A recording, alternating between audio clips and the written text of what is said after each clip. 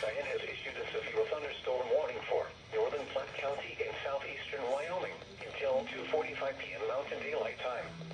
At 1:53 p.m. Mountain Daylight Time, a severe thunderstorm was located 9 miles south of Sidley Peak, or 18 miles north of Wheatland, moving northeast at 20 miles an hour. Expected hazards include 60 miles an hour wind gusts. This is a radar-indicated threat. The following impacts are expected. Expect damage to roofs, siding, and trees. Locations impacted include Guernsey Campground, Sidley Peak, Glendale Reservoir, Tulum Campground, and Hartsville. This includes Interstate 25 in Wyoming between mile markers 92 and 109. To report severe weather, contact your nearest law enforcement agency. They will send your report to the National Weather Service office in Cheyenne.